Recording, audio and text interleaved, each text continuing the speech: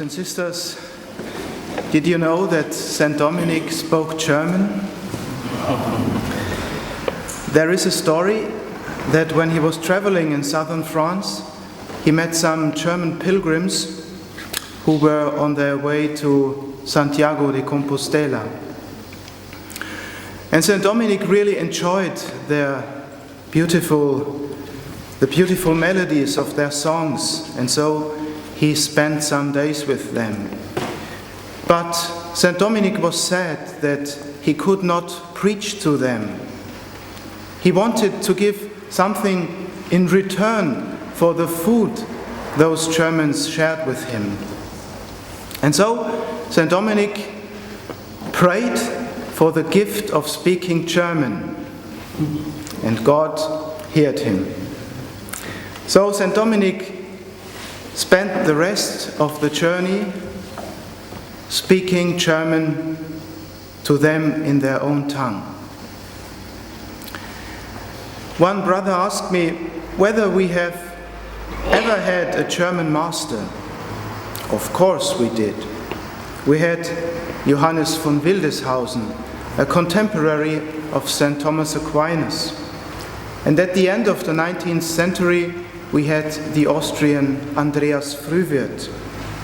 Most obviously, though, we had Jordan of Saxony, the second master of the order, who wrote the famous Libellus about the beginnings of the order, from which we have many important details of our origins.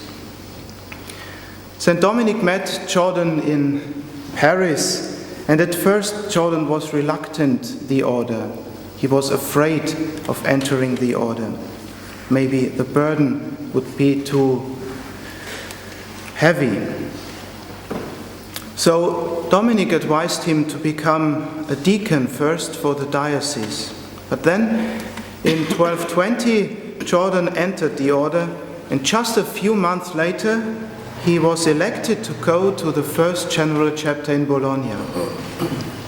Finally, he was elected as St. Dominic's first successor in 1222. St. Dominic must have had a certain concern for Germany, which at that time was one of the less well-developed countries in Europe, especially regarding higher education. There was no university at all in Germany. We see an example of his concern for the less developed Germany. We see an example of this concern when St. Dominic met a German cleric in Rome. He persuaded him to enter the order and sent him to found a convent in Friesach, in what is now Austria, the first founding of the order in Germany. But everything went wrong in Friesach.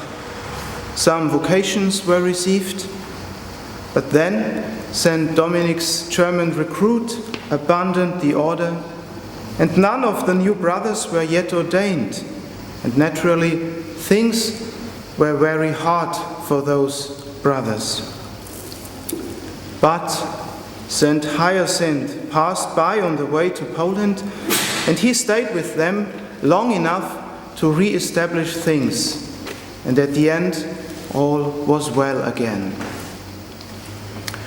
So, dear brothers and sisters, I think we must have no fear, as John Paul II told us, have no fear. Sometimes projects go wrong, but we should have the courage to accept it and make a new start, because honesty about our failures is the first condition for putting things right again. And a new start can happen even at the same place, as we see in Friesach. Like Moses, we encounter God face to face. God has shown himself to us in Jesus Christ.